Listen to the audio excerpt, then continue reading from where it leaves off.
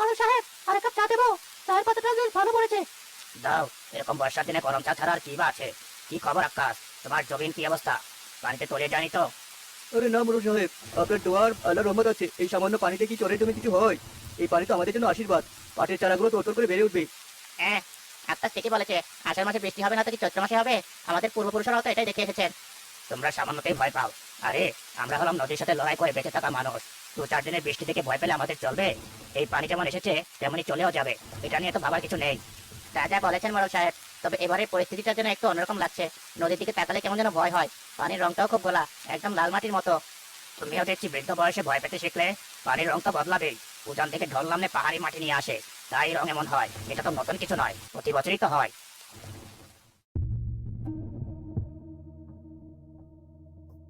মোড়ল সাহেব, ওই দেখুন আপনাদের সোহান ভাই। ওর হাব ভাব তো ভালো মনে হচ্ছে না। দেখলে মনে হয় আকাশ ভেঙে শুধু তার একার মাথায় পড়বে।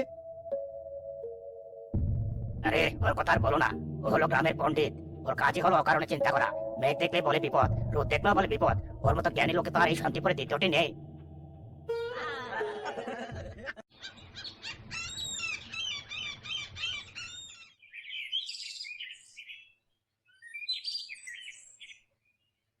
কি রে সুজন, চারাটা কি লাগাতে পারলি নাকি আগেটার মতো আবার মরে যাবে? না না, এবার আর মরবে না। বাবা বলেছে গাছে করে ভালো করে মাটি দিলে আর মরে না। আমি অনেক পানি দিয়েছি। কি ব্যাপার, তোমার মুখটা এমন শুকনো কেন? নদীর দিকে গিয়েছিলে? হ্যাঁ কি দেখলে? পানি কি আরো বেড়েছে? সালমা, শুধু বাড়েনি, পানি যেন পাগল হয়ে গেছে। স্রোত এত তীব্র যে মনে হচ্ছে নদীর তলদেশের মাটি পর্যন্ত তুলে নিয়ে আসছে। আর পানি যেভাবে বাড়ছে, সন্ধ্যার মধ্যে চরের নিচে জমি সব ডুবে যাবে। বাবা, আমাদের মরিচ ক্ষেতটাও কি ডুবে যাবে? তুমি না বললে এবার অনেক মরিচ হবে? শুধু মরিচ ক্ষেত নয় বাবা, আমার ভয় হচ্ছে এবার পুরো শান্তিপুর গ্রামটাই থাকবে কিনা সন্দেহ। এইসব কি কথা বলছো তুমি? এমন তো প্রতি বছরই পানি বাড়ে। মোরল সাহেব তো সবার সাথে গল্প করছেন, কেউ তো কিছু বলছে না। মোড়ল, হ্যাঁ, ওই হাসেম মোড়লের মাথায় তো গোবর ছাড়া কিছু নেই। সে তার ক্ষমতা আর অহংকারের বাইরে আর কিছু দেখতে পায় না। আর গ্রামের মানুষ, তারা হলো বেড়ার পালের মতো। মোড়ল যেদিকে যায় তারাও সেদিকে যায়। আমার কথা কে শুনবে? তাই বলে তুমি একবার বলেও দেখবে না? বিপদ তো শুধু আমাদের নয়, সবার। বলে কোনো লাভ নেই সালমা। গতবার যখন খরা হলো আমি নিষেধ করিনি ডিপ টিউবওয়েল বসাতে। আমি বলেছিলাম মাটির নিচে সব পানি তুলে নিলে পরে বিপদ হবে। কেউ আমার কথা শুনেছিল? শুনেনি। হাসেম মোড়ল আমাকে সবার সামনে অপমান করে বলেছিল, তুই কি ইঞ্জিনিয়ার সোবাহান? তাহলে আমরা কি করব? চুপচাপ বসে থেকে বিপদ দেখবো? না, আমরা বসে থাকবো না। আমি অন্য কথা ভেবেছি। সবার কথা ভেবে লাভ নেই। যে নিজে চিন্তা করে না তাকে নিয়ে ভেবে কি হবে? আমি আমার স্ত্রী সন্তানের কথা ভাববো। কি ভেবেছো বাবা? আমরা কি অন্য কোথাও চলে যাবো? না বাবা, এই বিপদের সময় কোথায় যাব? যাওয়ার কোনো জায়গা নেই। আমরা এখানেই থাকবো, কিন্তু মাটির উপরে নয়, মাটি থেকে অনেক উপরে। মাটি থেকে উপরে মানে কি বলছো তুমি এসব? ওই যে গাছটা দেখেছো, ওই গাছটাই হবে আমাদের বাড়ি। আমি ওই গাছের মাথায় ঘর বানাবো। এমন একটা মজবুত মাচা বানাবো যেখানে আমরা 10 দিন থাকলেও কিছু হবে না। পানি যতই বাড়ুক ওই গাছের মগডাল পর্যন্ত পৌঁছাতে পারবে না।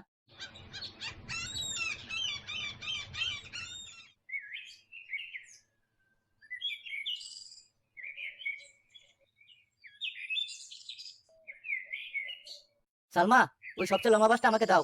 আর সুজন, তুই সব ছোট পেরেকগুলো একটা কোটার মধ্যে রাখ। আমি উপর থেকে চাইলে দিবি। বাবা, তুমি একা একা উঠে উঠবে?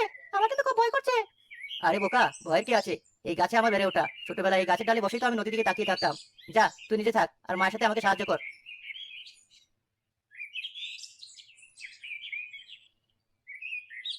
সালমা, দড়ির এক মাথায় বাসটা ভালো করে বাঁধো, আমি উপর থেকে টানছি।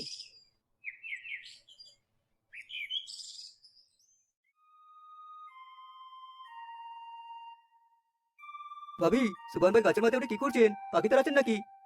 না ভাই, উনি বিপদের সময়ের জন্য একটা আশ্রয় তৈরি করছেন। আশ্রয়? গাছের মাথায়? ভাবি, কিছু মনে করবেন না। ভাইয়ের মাথাটা খারাপ হয়ে গেল নাকি? এই বয়সে এসব ছেলে মানুষই কাজ? বাজারে গেলে তো মানুষ হাসাহাসি করবে। যার যেমন চাই বলুক, আমরা আমাদের কাজ করছি।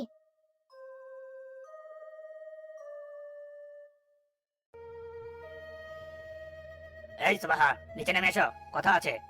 যা বলার ওখান থেকে বলুন মোড়ল সাহেব, আমার হাতে সময় নেই। সময় নেই মানে? তুমি এসব কি শুরু করেছো? শহরের মানুষ আমাকে এসে বলছে সুবান পাগল হয়ে গেছে, গাছের মাথায় বানরের মতো বাসা বানাচ্ছে। এসব করে তুমি আমার গ্রামের মান সম্মান পাচ্ছ? আমি আমার পরিবারের নিরাপত্তার জন্য ঘর বানাচ্ছি, এতে গ্রামের মান সম্মানের কি হলো? নিরাপত্তা? কিসের নিরাপত্তা?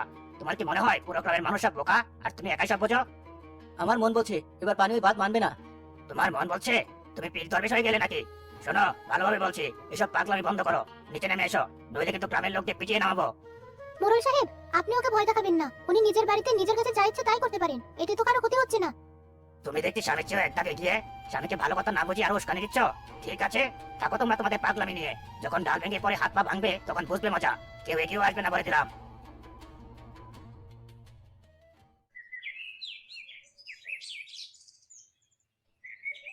মা, ওই লোকটা গাছের উপরে কি বানাচ্ছে? জানি না মা, হয়তো দুঃখ কষ্টে মানুষটার মাথাটা ঠিক নেই। আহারে, সালমা আর সুজনের কপালে যে কি আছে। চলো মা, আমরা যাই, পরের ব্যাপারে কথা বলতে নেই। সারাদিন ধরে মানুষের উপহাস, বিদ্রুপার করুণা সহ্য করে সুবহানের পরিবার কাজ চালিয়ে যায়। টানা 2 দিন অক্লান্ত পরিশ্রমে গাছ বাড়িটি সম্পূর্ণ তৈরি হয়। বাবা, কি সুন্দর হয়েছে, মনে হচ্ছে এটা একটা গল্পের বইয়ের পাখির বাসা। হ্যাঁ, এখন আল্লাহ ভরসা। আমরা আমাদের সাধ্যমতো চেষ্টা করছি, বাকিটা আল্লাহর হাতে। চলো ঘরে চলো, খুব খিদে পেয়েছে।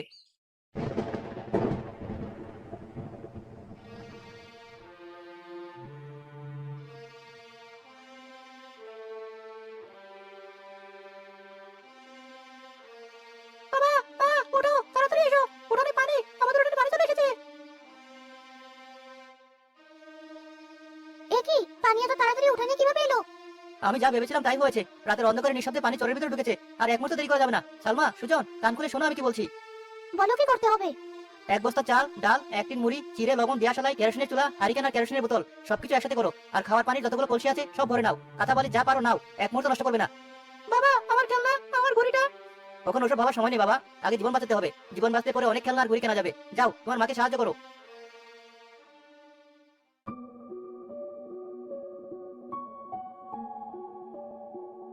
সব হয়েছে, চলো, আর দেরি নয়। সুজন, তুই আগে মই বেয়ে উপরে উঠ, সাবধানে উঠবি। আমি এই পাতিলগুলো নিয়ে উঠছি, তুমি ড্রামগুলো কিভাবে তুলবে? এগুলো তো অনেক ভারী। আমি দড়ি দিয়ে বেঁধে টেনে তুলবো, তুমি আগে সুজনকে নিয়ে সাবধানে উপরে যাও।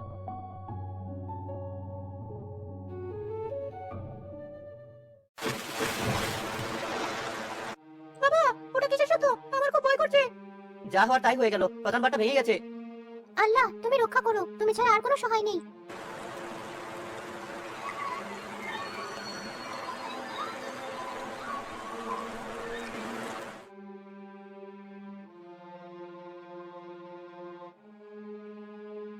মা, আমাদের কিছু হবে না তো? এই গাছটা ভেঙে পড়বে না তো?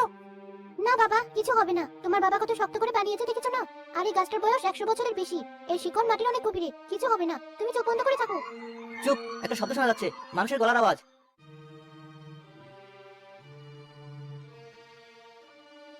সুবহান, সুবহান ভাই, আমি হাশেম মোড়ল। আমাকে কি দেখতে পাচ্ছ? পাচ্ছি। ভাইরে, আমাকে ক্ষমা করে দাও। আমি তোমাকে বিশ্বাস করিনি। আমি তোমাকে পাগল বলেছি, অপমান করেছি। আমি আমার পাপের শাস্তি পেয়েছি ভাই। আসল অন্তত আমি। আমার চোখের সামনে আমার সবকিছু শেষ হয়ে গেল। আমার বাড়িঘর, আমার সম্পদ কিছুই আর নেই। সুবহান ভাই, আমাদের বাঁচান। আমার মেয়েটা, আমার তন্নিয়ার কথা বলছে না, শীতে জমে যাচ্ছে। ওকে একটু বাঁচান ভাই, ওকে একটু শুকনো জায়গায় তুলুন। আমি আপনার পায়ে পড়ছি। তোমার কথা যদি সেটাই শুনতাম, তাহলে আজ গ্রামের এই অবস্থা হতো না। আমি সবাইকে নিয়ে উঁচু জায়গায় যেতে পারতাম। কিন্তু আমি আমার অহংকার নিয়ে বসেছিলাম। আমি মানুষের মৃত্যুর জন্য দায়ী ভাই। আমাকে তুমি বাঁচিও না, শুধু এই নিষ্পাপ শিশুটিকে বাঁচাও। আমি আমার পাপের ফল ভোগ করতে রাজি আছি। দোয়াই লাগে ভাই, ওদের একটু আশ্রয় দাও। আমি আর দেখতে পাচ্ছি না, ওনারা তো খুব বিপদে পড়েছেন। হাসিম মোড়ল যাই করুক, আমেনা বোন আর ওই শিশুটির তো কোনো দোষ নেই। হ্যাঁ, বিপদ যখন আসে তখন শত্রু মিত্র দেখে আসে না, মানুষ হিসেবে যা করণীয় তাই করতে হবে। মোড়ল সাহেব, আমি না বোন, ভয় পাবেন না, মই নামিয়ে দিয়েছি। দড়িটা ভালো করে ধরুন। আগে তন্নিকে একটা কাপড়ে বেঁধে আমাকে দিয়ে দিন, আমরা টেনে উপরে তুলছি। বাবা, আমি তোমাকে সাহায্য করবো। হ্যাঁ, আয় বাবা, ধর আমার সাথে।